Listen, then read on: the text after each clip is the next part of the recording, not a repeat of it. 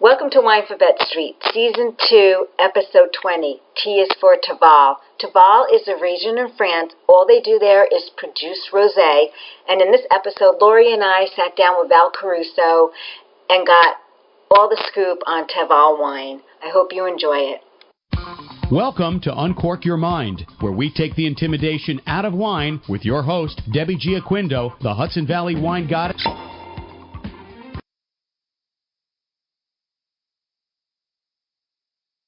These days. Starting event. Here we go. Hey, everybody.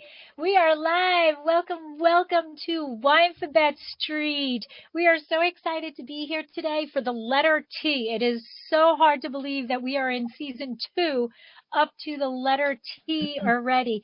And we have a very special guest here today, Val Caruso, who has her own podcast.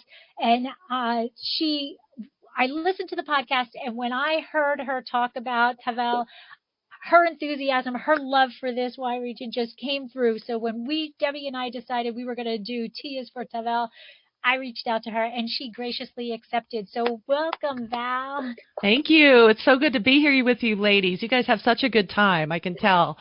Oh, thank you. Thank you. So for those of you who don't know, I am Lori, your co-host, and my husband and I own Draceana Wines in Paso Robles, best known for Cab Franc, but we now also have Chenin Blanc and a Rosé, and we are, I am also Sommelier certified, WSET level 2, and a champagne specialist. So Deb, how about you? I'm Debbie Giaquindo. I'm known as the Hudson Valley Wine Goddess. I'm a certified specialist of wine and a wine location specialist in port and champagne. I'm the author of a book, Tapping the Hudson Valley, Day Trips and Weekend Itineraries, visiting all the craft beverage producers and farmers markets and just about anything in the Hudson Valley. And I just recently opened up a restaurant in North Wildwood, New Jersey called Trio, North Wildwood. And you can come and you can buy a bottle of Lori's wine to go with your dinner. And that's probably it. That's all I can remember. My life has been this past month. And our very special guest, Val, tell everybody about you. Hey, ladies. Well, first of all, this is great timing. I don't know if you knew I lost my voice for almost 6 months. Oh, no. And I could barely talk, so I'm just now getting it back. I know, it's a long story. But, yeah, it's good to be here. It's good to be able to talk again. So I'm sorry because I can talk again. I'm a wine educator. I am a certified wine educator through the Society of Wine Educators. I have my diploma in wine and spirits and a French wine scholar, and I'm looking at my wall, champagne master level. But honestly, I just love school. That's the only reason I have all that stuff. I love taking tests. I'm a cork dork. And my podcast is Glass in Session, and it is about as dorky as my intro sounded. But I love it. I love it. And I love when you do the bubbles and you go down the rabbit hole, the cork dork rabbit hole. Cork dork alert. Love it. Yeah, love it, love it, love it. All right. So I'm going to start the video so we can get in because, the most important thing is Debbie and I promised each other in like the middle of Season 1 that we would not drink until we were together. So we're going to show the video so that we can drink. Oh, yes. Because I'm drinking. All right. I thought we were supposed to. We're going to start in 30 seconds.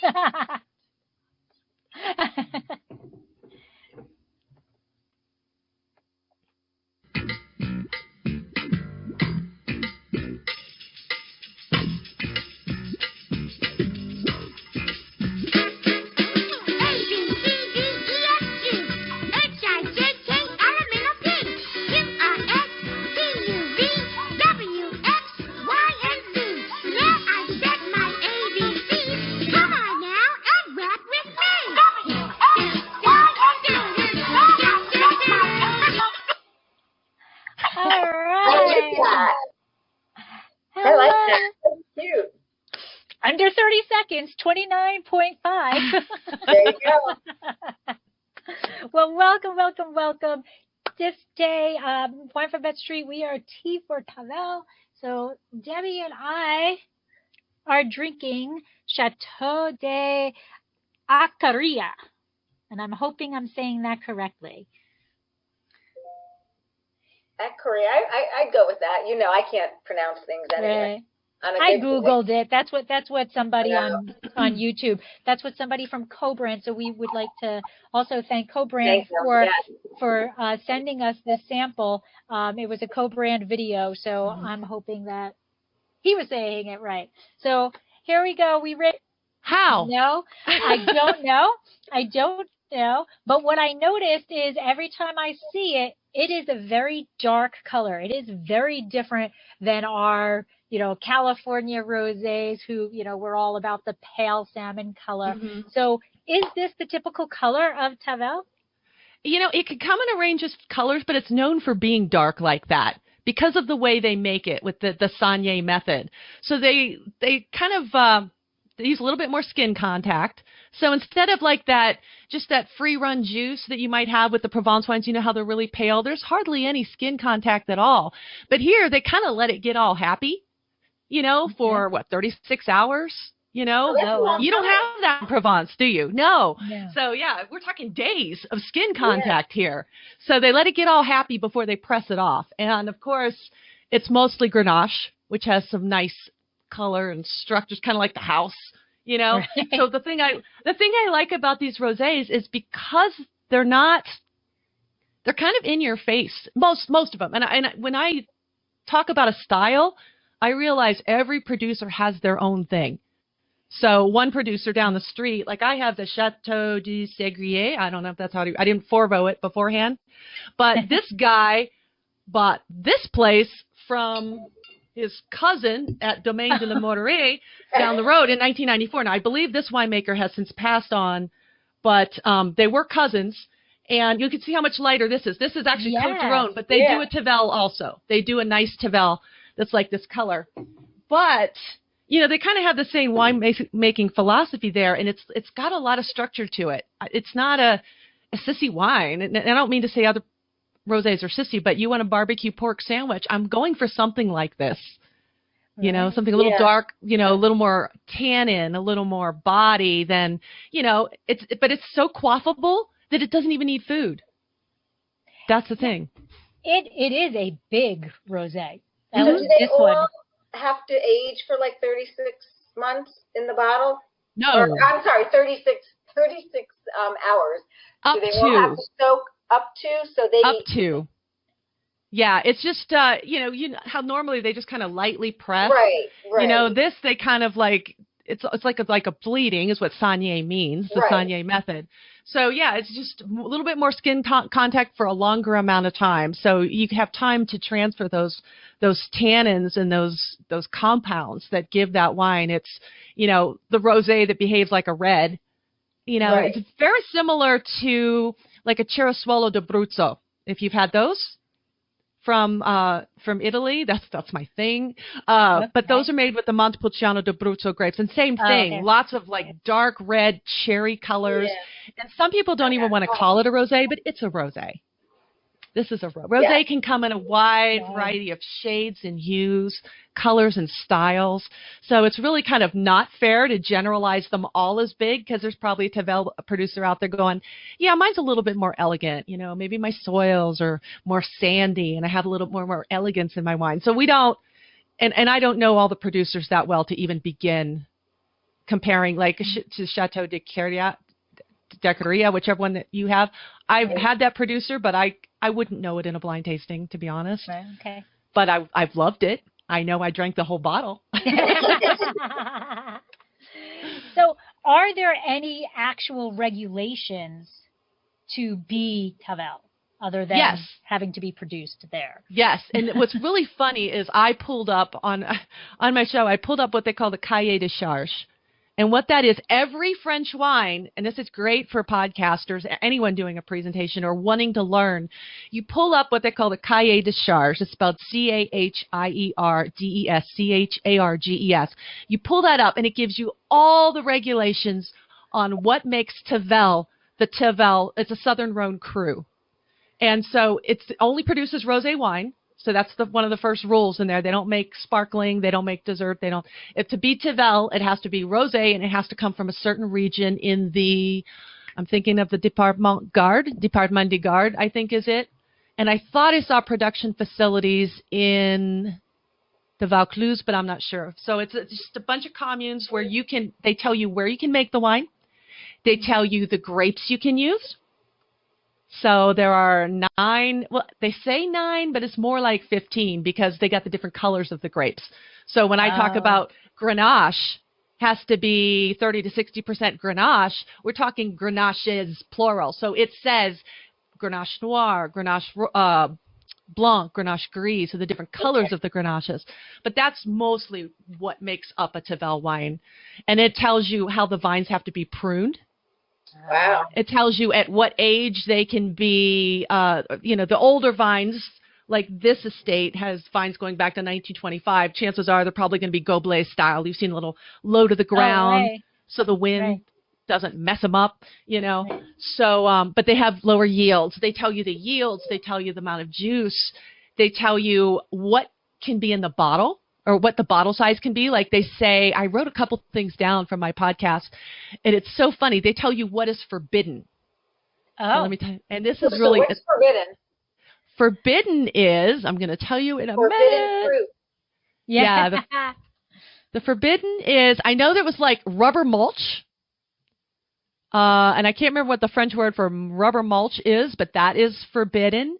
And something called morceau du bois, which I think is wood chips. So no, putting the chips in the wine. You're not allowed to do that. Right. So if you're going to, No, so it's either barrel or there's no wood chips. Yeah, and some winemakers do actually age their Tavel. I didn't, and remember, this whole thing's in French. So if you can read French, that's great. I can read French, but sometimes I read it wrong. So I could be mistranslating all this, and I apologize to your sponsor if I am messing up the Cahier des Charges. I did read that Tavel wines do. GES. Now you can go ahead and use a translator. Did it go in there? Yes. Yeah. Okay. Yeah. So what's really cool about the Cahier des Charges in most of the French appellations is they put history in there too. Very nice. Yeah. All the information you need in a single site. Yeah, and it's so helpful when you're studying, because I know for the diploma, you had to know what's minimum alcohol content, the sugar content, and I remember doing Bordeaux, which is not my favorite region at all, but we were doing all this. I know it's hard. I'm sorry, but it's hard, and it's all the sweet wines. And I remember writing. I give you credit because Italy.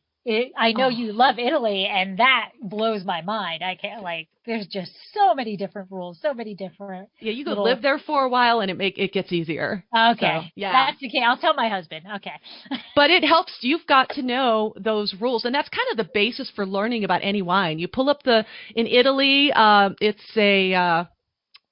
What is their regulation called? I'll think of it later.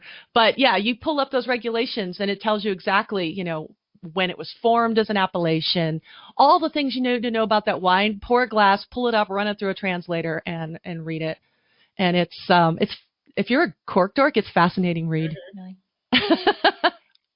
So I have a question. So this is done Saignée, which for those who don't know, Val had said it's a bleed, right? So the other way of making a rosé, for those who do not know, is a direct press, in which you take the fruit is picked to be a rosé.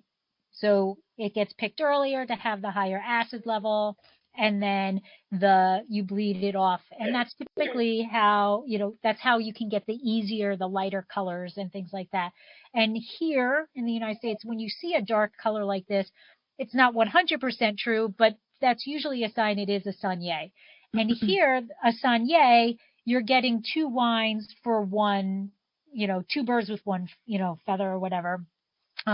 You're picking it to be the red wine, and then you're just bleeding off the juice. And what that does is give you the rosé wine, but it's giving you an added benefit to your red wine. So the winemakers really are thinking of the red wine in a Saignée method here in the United States. But you're saying Tavel doesn't make red wine. No, that is correct. So they are just doing a Saignée, but kind of it's really a direct press, but it's a Saunier. So I'm a little confused.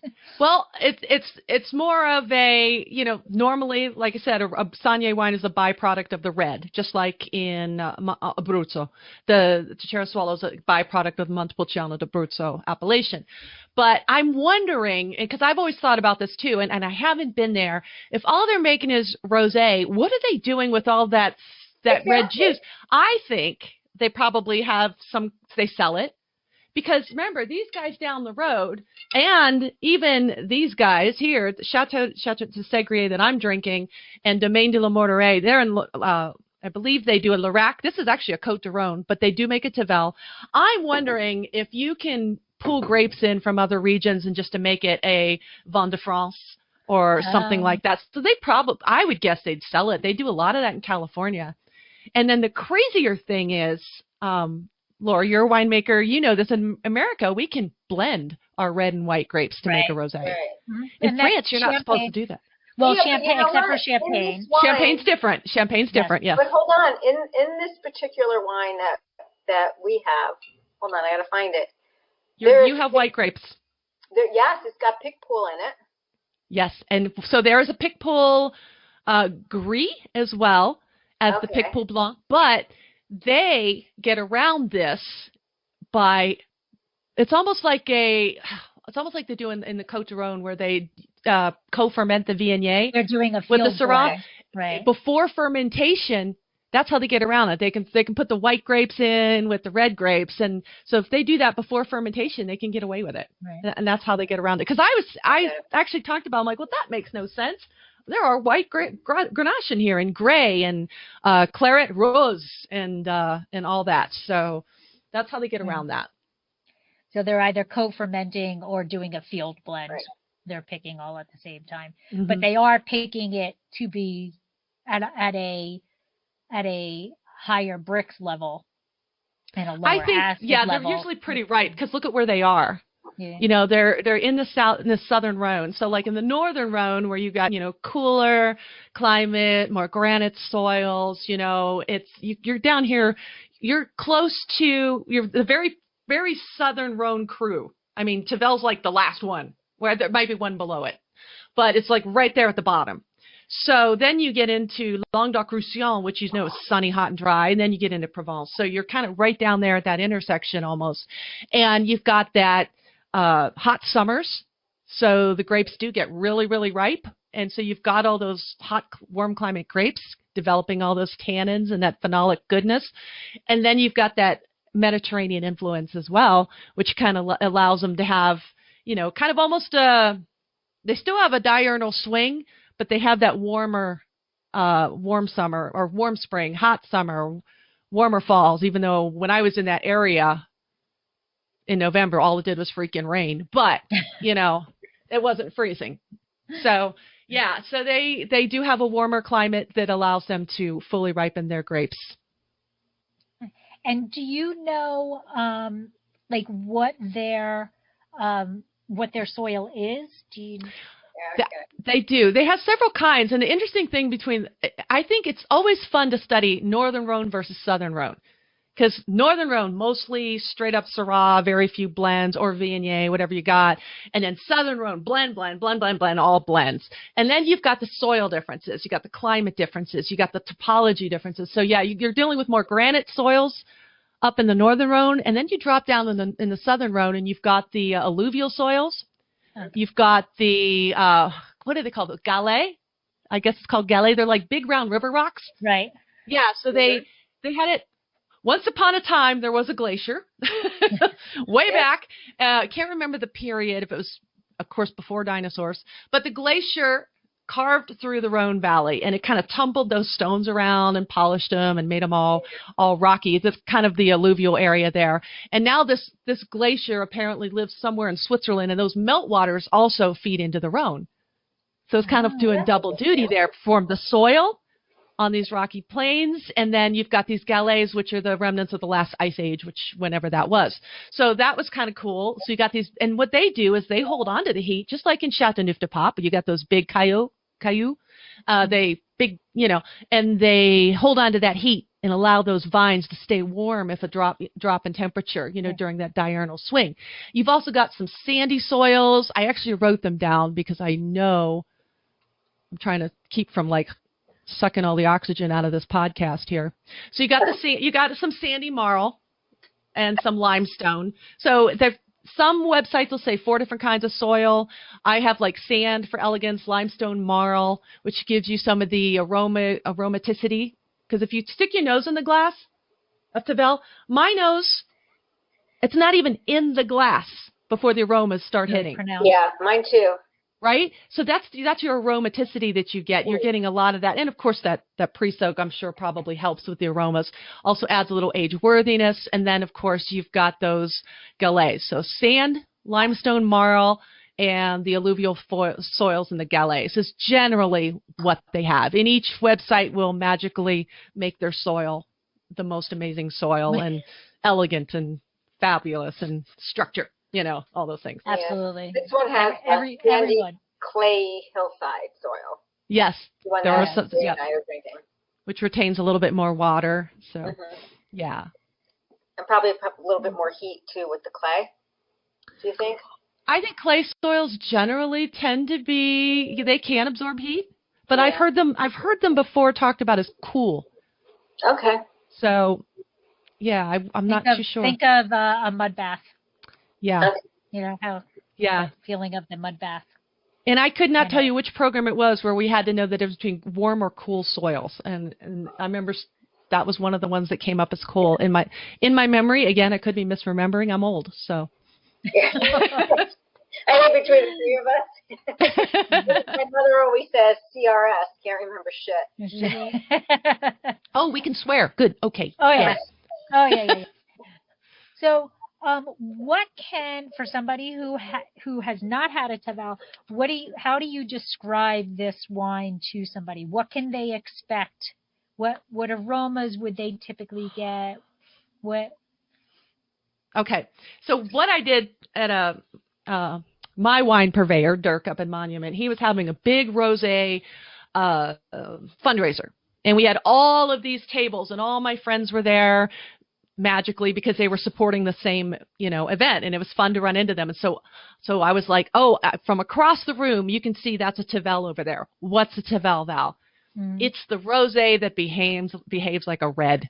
And that's, to put it in wine speak, because if you go, you've got lovely, dark, ripe summer red berry fruits, and you've got, maybe detectable tannins, and they don't care. It's like, you know what? Can I have it with this barbecue pork sandwich? Yes, I can. And so I call it the rosé that has a little bit more structure. You can have it with a little bit more, not just like a meaty dish, but a food with a lot more texture, a lot more elevated flavor. If you've got more elevated aromas, you can go in flavors. You can go more elevated on the food flavors as well, so it doesn't kill the wine.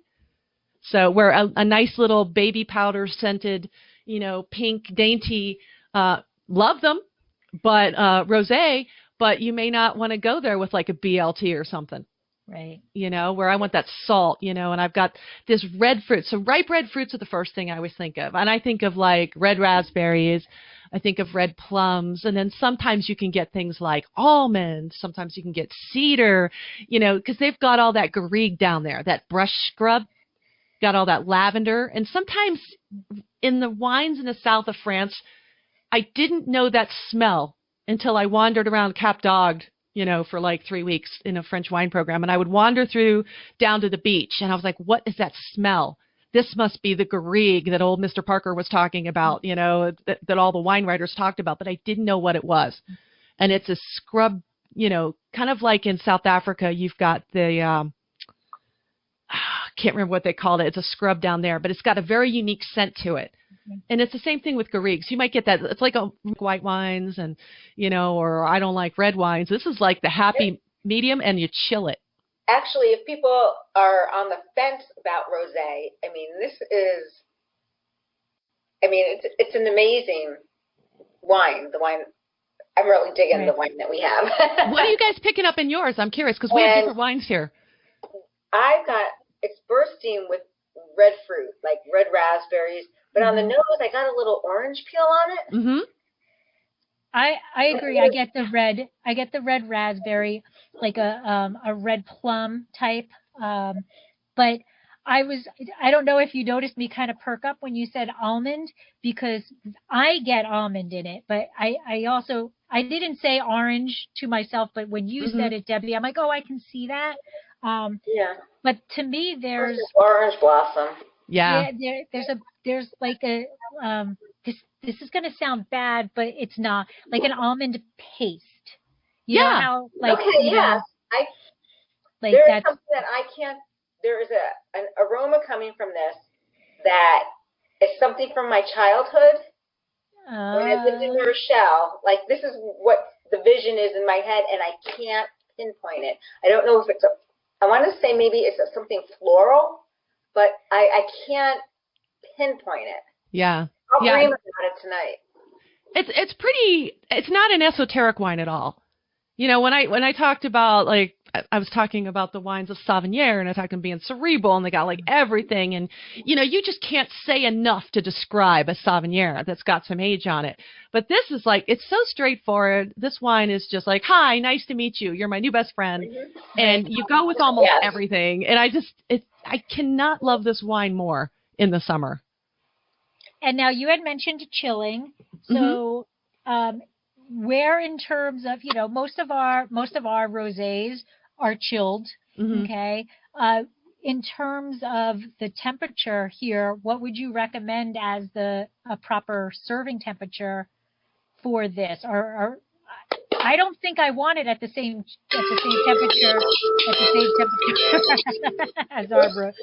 as our Provence style rosés. Yeah, and yours is awesome, by the way. I did drink that whole bottle as well. Oh, thank you. Yes, I loved it. And I love a Cab Franc rosé. We could talk Loire. Oh my God, and their Cab Francs. But I don't like it as cold as a white or as a high acid white, because I even like some of my whites not refrigerator cold. Okay. You know, my whites I like out of the fridge about 20 minutes. In the fridge for 2 hours, out of the fridge for 20 minutes. My rosé is probably a little longer. These have been out about 30 minutes before I got on. So I would say somewhere between a full-bodied white, which I don't want refrigerator cold, probably around 55 maybe. Right.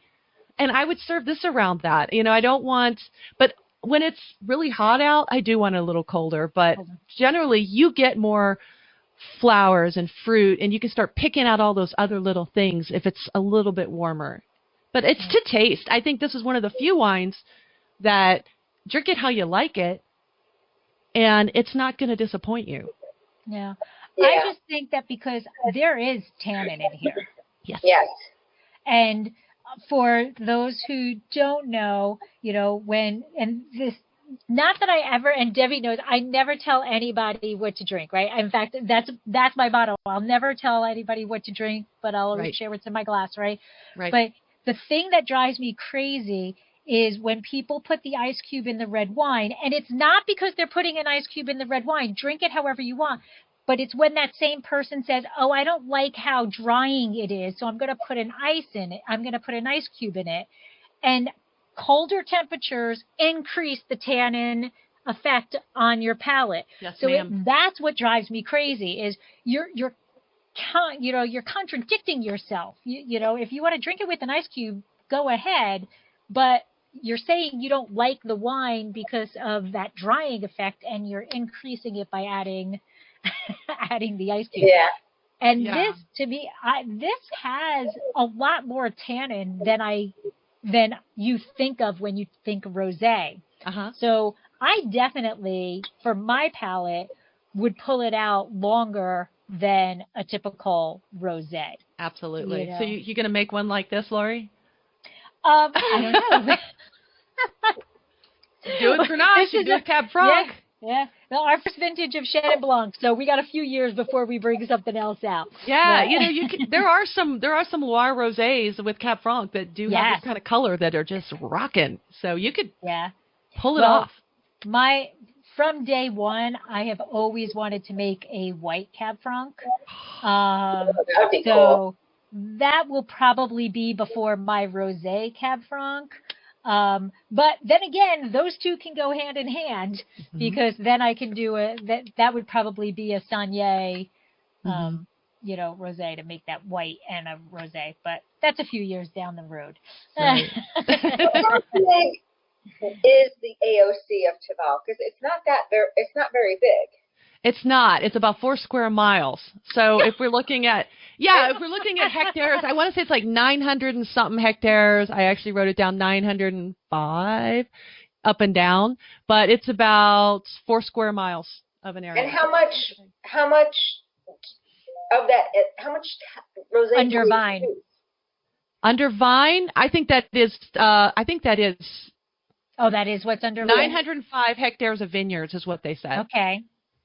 So how much do they produce? I mean, because, you can get Tavel. There's a lot of Tavel out there. Under 500,000 bottles a year, I believe. Their yield, I'm looking at their yields here, 34 to 48 hectoliters per hectare. That's about 1268 U.S. gallons, with 1 hectare being about 2.5 acres.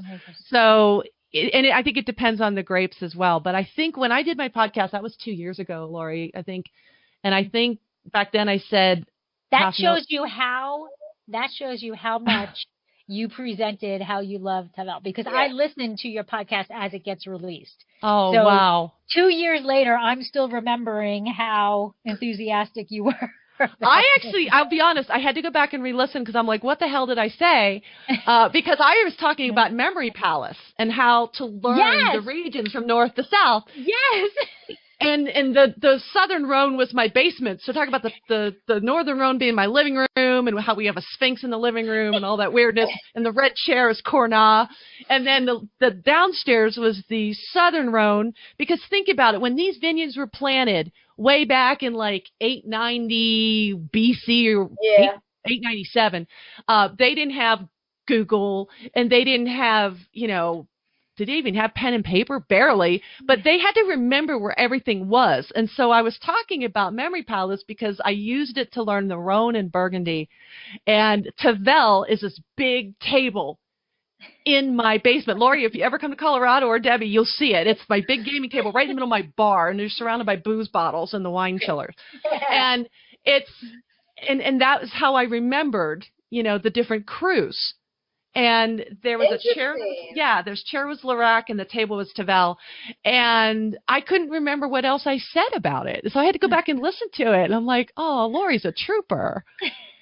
I thought it was awesome. I thought it was awesome. And I have to say, I didn't realize it was 2 years ago because it is so fresh in my memory of it, right? Deb, as soon as we said Tavel, that was the first thing I said. Was like, oh, Val.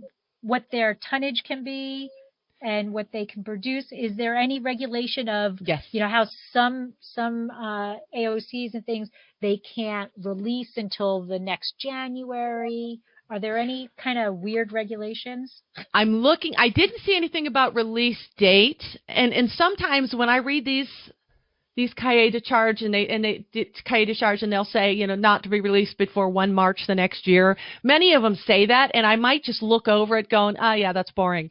And so I may not have made note of it. So if there is a release date, it's probably something like that. The yields, I did write down as well.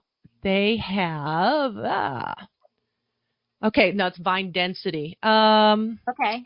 Vine density, I wrote that down, 3,500 for Goblet, minimum 3,500 vines per hectare. If people are interested in vine density, I wrote it down, but I don't ever talk about vine density unless it stands out. And the same with yield, the hectoliters per hectare, depending on, 1268 U.S. gallons per, 2.47 acres is about their yield. Let's see. Where is it? We didn't even talk about where it is. True. No, we didn't. Yeah, so let's talk about where it is. Well, I mentioned it was in the Southern Rhone. I asked that, and then we kind of all got off, and I'm like, well, maybe she said it at the very beginning when we were talking, but it's like. Yeah, no, it is in southern France. I think we did talk about that somewhere where the intersection of Languedoc-Roussillon and Provence, and then you go a little bit north, 15 kilometers northwest of Avignon.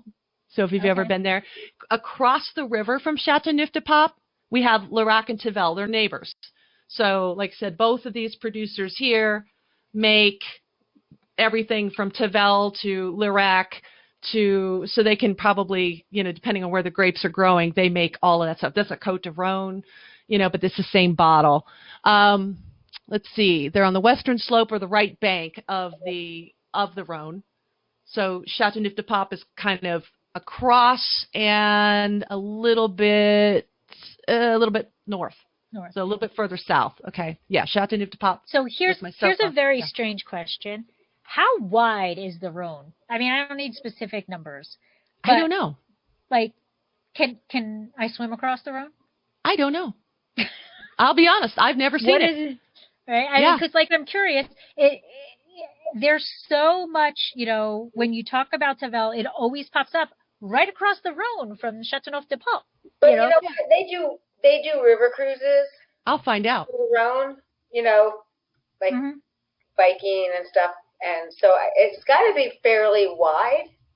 Right. So I'm curious if there's any, what's the effect of the Rhone? Is it similar effect of the Rhone on Chateauneuf-du-Pape as it has on Tavel? Because they're kind of sort of equidistant from east-west Rhone.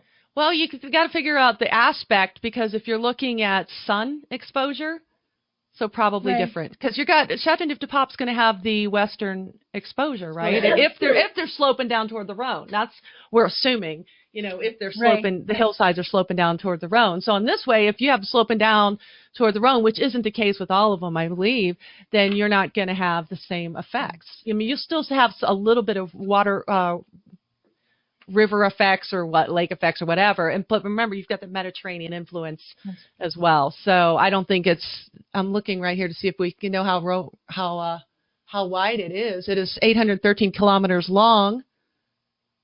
Doesn't say how wide it is, Wikipedia. That's a good question. I don't know if you can swim it, but I know, like you said, you do have the, doesn't look that wide at all, because you do have those riverboat cruises. Yeah. Yeah, and I'm just 300 you can swim it. 500 meters wide. Oh, where'd you find that? It's a cake. I don't know. I googled it. Yeah, you could swim Rhone it. River, detailed navigation guide and maps. French waterways. That's not wide at all. That's not wide at all. In which short, steep waves may generate by southerly winds, and 11 diversion canals in which locks are generally located towards the downstream end. Piece of cake. So you could drink your Tavel in the morning, and as the sun sets, swim across it, Lori, and grab yourself a CDP. I know. What a perfect day that is. I know. That's one of those like bucket list places that, I would love to do Northern Rhone and then go down to the Southern Rhone and then hang out in Languedoc-Roussillon for a while, because that's one of my favorite regions, and I just love Southern France.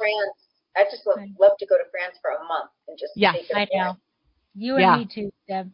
Yeah. Yeah, just don't do it in November when it's raining. Stupid me went and opened a restaurant. Well, I'm just curious because I find it interesting. I don't know if it's just simply because, Chateauneuf is such a well-known region that it's always used as the focal reference point. Yeah. Yeah, or if, we have the same influence, or we have this or that, I mean, very different grapes, very different styles of wine. Not even. You got almost the same grapes in CDP. Style. Different style. Sorry. And actually, these guys make Chateauneuf-du-Pape as well. So, they make it all. Yeah. But you still got that Pope connection, too. Because there was a Pope that loved him some Tavel so much that I think it was I wrote it down, Prieur de Montezargues. He had it delivered to his home. This was in the 14th century, so it's around the Chateauneuf-du-Pape time. Okay. And it was Pope Innocent the 6th. Okay. And he loved it so much, he had it delivered to his home. So I call it one of the first wine clubs, if you think about it. And then I think it's the first wine club. Hey, I love it. Send it to my house, deliver it. I mean, that's what I like. It show up on my doorstep. Then when they moved the papacy back to Rome, they had all this Tavel sent to Rome as well, which went on until I think after the French Revolution. That's dedication. That's pure love of the wine. Hey, religion and wine are so closely tied. Yes. It's ridiculous. Yes. Yeah. Well, shall we go in and talk about our wine, Lori? Chateau D'Aqueria Taqueria. Okay, Yes. you got it. You say it. Yes. I'll say the chateau part. You say the rest. Okay. So because I found it very interesting because, like in France, you have a winery and your vines can be all over the place. You might have one row of vines, on street A, 3 rows of vines on street B, and this is all the vines are in concurrent. one area. Yeah. And, with the chateau on the same, like what we're used to here, in New York, California, and stuff.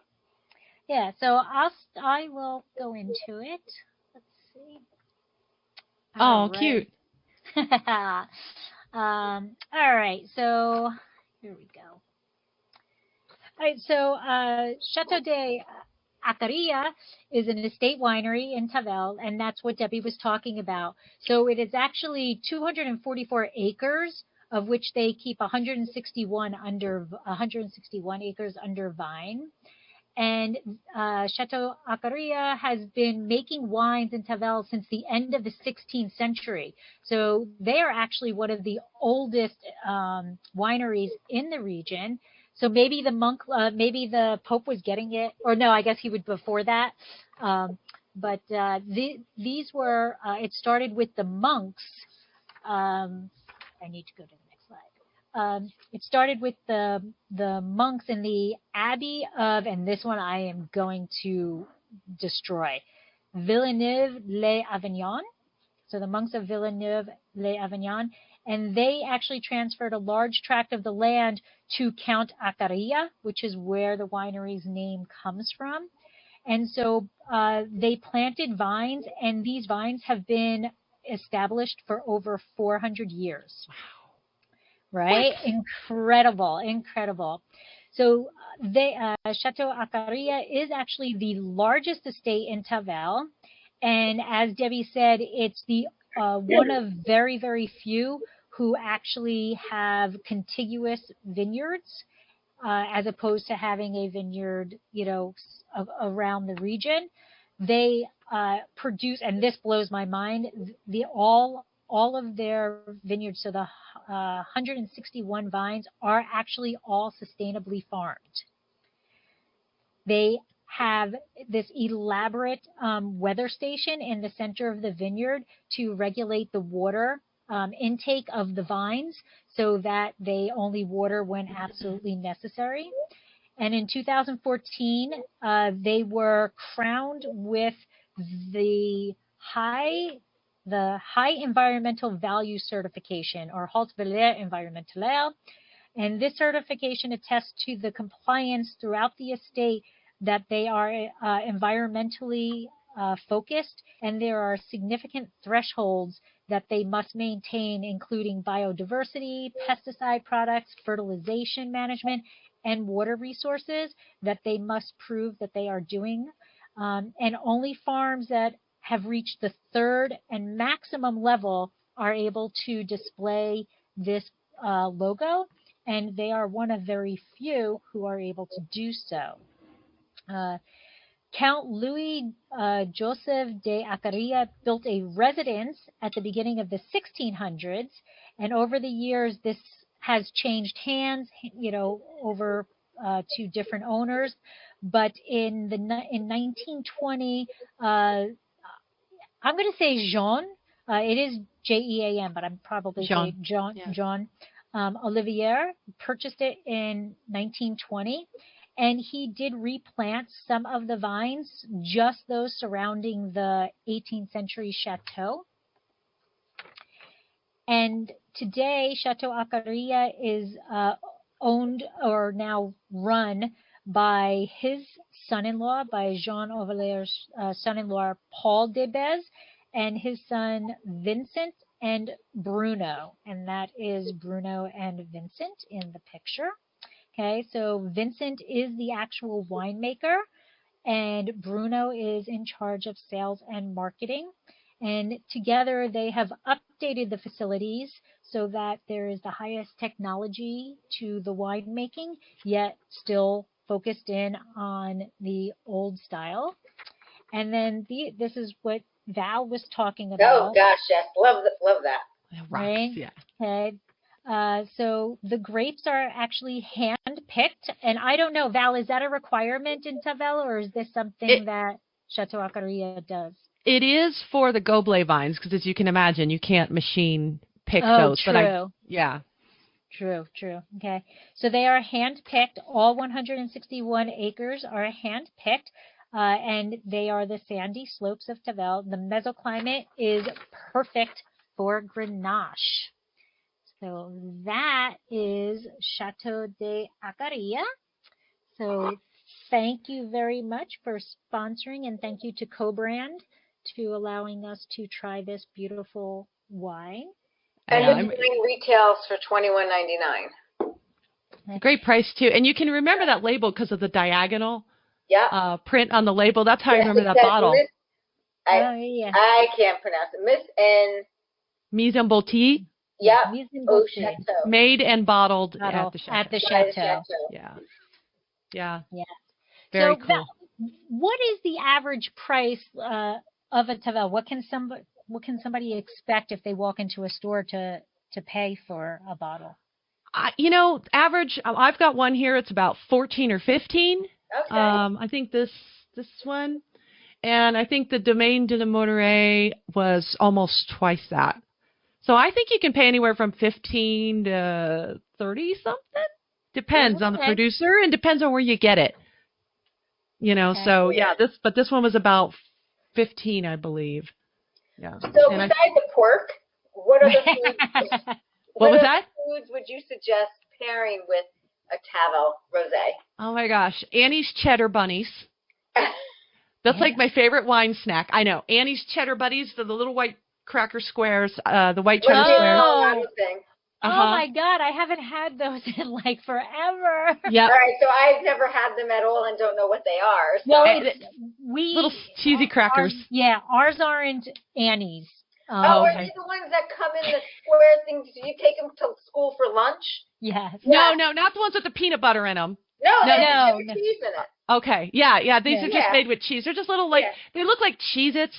Yeah. I'm not pushing. I shouldn't be pushing brands that aren't sponsoring you.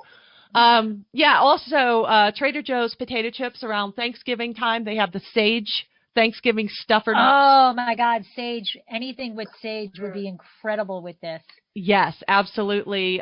Today I had it with a pastrami and light Havarti sandwich. Ooh, with Dijon. Wonderful. Anything with Dijon, absolutely. I think the thing with when I do presentations or whatever, when I talk about wine, some of the presentations I do, I have chefs who will pair the different foods, but I pour all 6 wines at once, and I have them all the glasses laid out because I think it's subjective. There are tools for pairing, acid, body, components, texture, flavor, the whole thing. But I've found that it's an experience that some people are, digging on the fried Cornish hens with the English bubbly, and then some people are like, no, I like it with this, Well, everybody, I go with the motto, everyone's palate's different. Yes. So what I think is good, you might try it and be like, oh my God, no. And that's the thing that what you thought was good 30 years ago. True. It's like, how the heck did I ever drink that with this? Yeah. One of my pet peeves is like milk chocolate with wine, and I don't know how. I'm more of a dark chocolate girl, and I like a little bit of sea salt and tannin if I'm going to put chocolate with a red wine. But I had some Peruvian chocolate the other day because I had Tavel with lunch, and it was fine. It was like, okay, and so it's all about, I think, your mood. Absolutely. The season, where you are at the time, what you're doing at the time. There are things that I'll eat and drink in Italy that I don't eat and drink here. Right. It's all subjective, and I say try it all. So how about in the fall, pumpkin soup or pumpkin ravioli? Yes, ma'am. Absolutely. This would taste good with that. Pumpkin ravioli. The complexity and the weight. Yep. of the Yep, wine. or butternut squash ravioli. Butternut squash ravioli, absolutely. Mm-hmm. Well, let's get through the summer first. Yeah. Right. Grilled zucchini right now. We're doing grilled zucchini. That's it. Yes. Yeah, I do. I think I can go with a lot, but the sage is blowing my mind. I think that is the perfect for this wine that Debbie and I have. I agree. A sage concept is perfect. Oh, fried sage leaves on top of prosciutto and prosciutto. Yes, please. Yeah. Yes, please. What about Michael and Karen? What were you guys drink and eat with this? I'm curious. Yeah, and Michael and Karen, are you drinking a Tavel tonight? But what's in your glass, Michael and Karen? And while they're doing that, I guess we should have warned you, Val. We kind of always end with, if you're leaving here and you just want somebody to know 5 facts, because we talk about so much over the hour. Okay. What would be 5 facts that you would say about Tavel? Okay, let's see. Well, of course, it's the only rosé cru in the Southern Rhone, and it's from the Southern Rhone, so it's really the only one in the Rhone. So that's the one. The second one would be, I think it's a very versatile wine, and it's very approachable. I mean, you could say it's subjective. I say it's a fact. I say we could thank a glacier for carving out that valley, for providing the water to the Rhone, and for giving us those beautiful galets.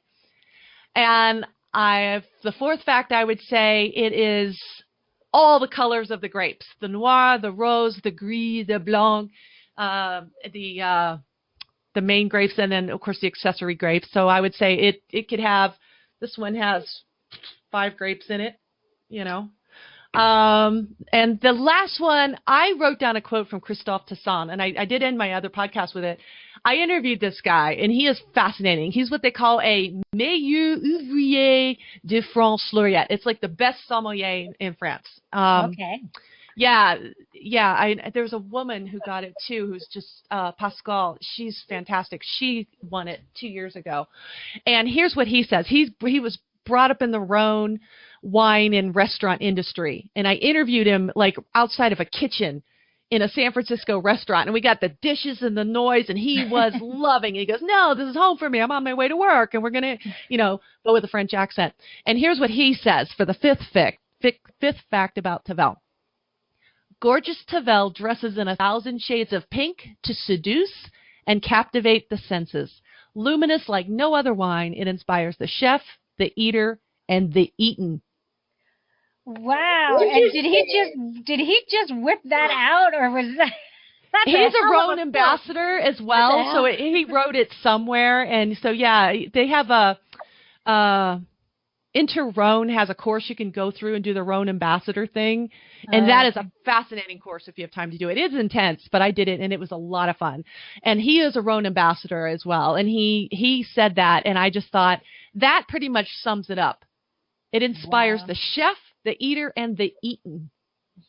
It inspires my cheddar bunnies. I like that quote a lot. Yeah, beautiful. I would sum it up with that. That quote pretty much says it all. It's gorgeous, and it just satisfies everybody. I do, and I have to agree. I think that this is, I wouldn't classify it as an easy drinking. Okay. Because I think when most people in our area think easy drinking, this is not it. Okay. It's a more of a lighter styled wine. You're in a very hot place too, right? Yes. Yeah. Yes. But this is a beautiful wine that is elegant, complex, and offers so much, variety of what you can pair with it and how you can enjoy it, that it makes it something that you want to have as a staple in your cellar. You do, and at $21.99, it's affordable. Uh-huh. Yeah. And I really think it's something that will go with almost everything. Anything you wanted to go with, you can make it work. Yeah. You know, with a little salt in one hand and a lemon in the other, you can make any food work with any wine, I think. Right. Yeah. Yeah. It is. It's a beautiful wine. And the It reason does have, I counted how many grapes this has in it. 1, 2, 3, 4, 5. It has 7 grapes in it. Okay. Grenache, Clairette, Cinsault, Mourvedre, Syrah, Bourboulenc. Yeah, there you go. And Picpoul. Very nice. Okay. So you've got some of those, you don't have any of the accessory grapes. So they got the main grapes that you can have, and then the Calitor Noir, the Carignan Blanc, and the Carignan Noir are actually what they call accessory grapes.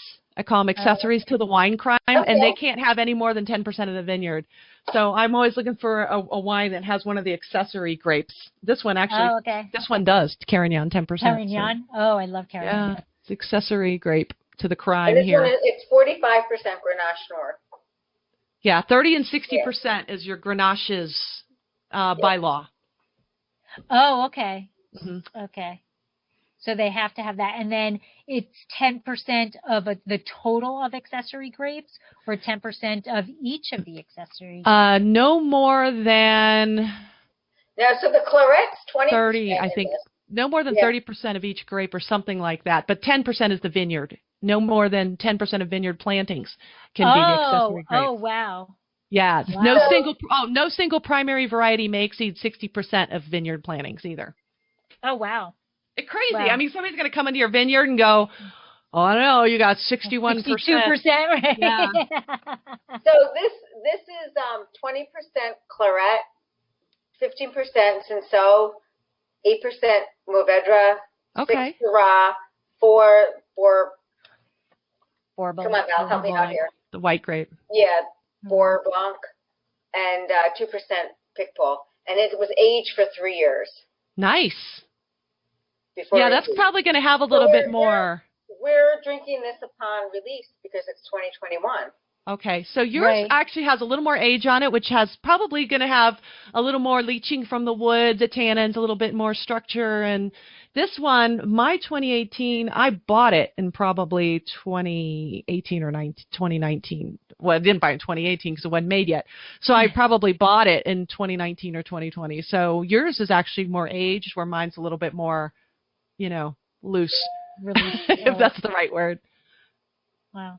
Interesting. Mm-hmm. So we're coming up on our 9 o'clock hour here. All right. Yeah. We try and keep it to an hour. I mean, we all can sit here and talk all night. Yes. About it. But it looks like Michael's heading to dinner with a Picpoul Blanc in hand. Yes. Enjoy, Michael.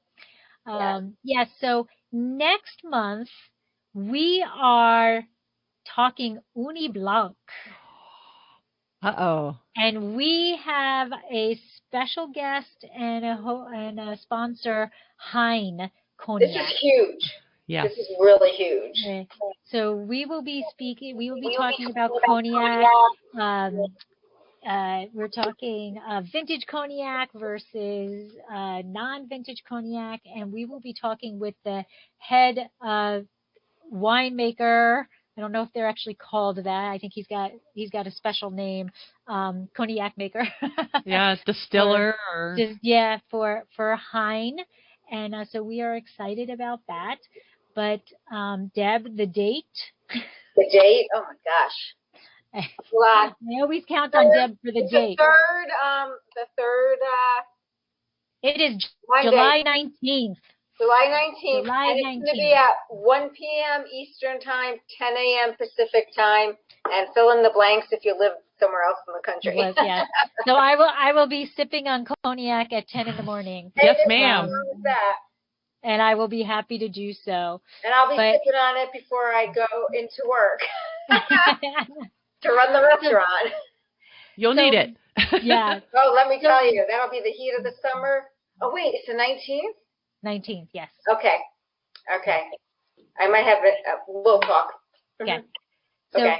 Val, I just want to thank you very much for being so generous with your time and your knowledge and sharing it with us and spending your evening with us. It was a pleasure to see you again, even though it was only virtual. I know. It was good to see you, too. I mean, I haven't seen you since, 2017?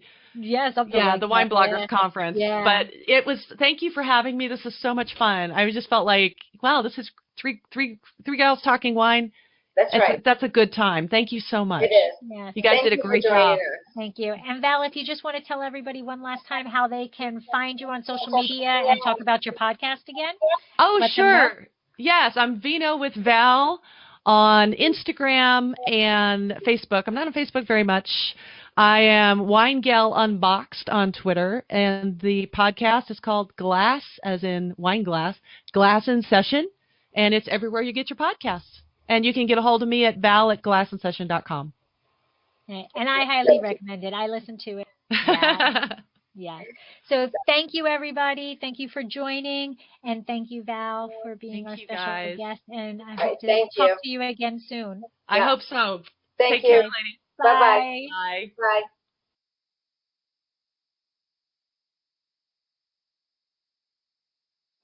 Thank you for listening to this edition of Winephabet Street, all about Tavel wine. It really is just such a wonderful rosé, and I have to admit, I was never a huge rosé fan, and the Tavel rosés are really something special.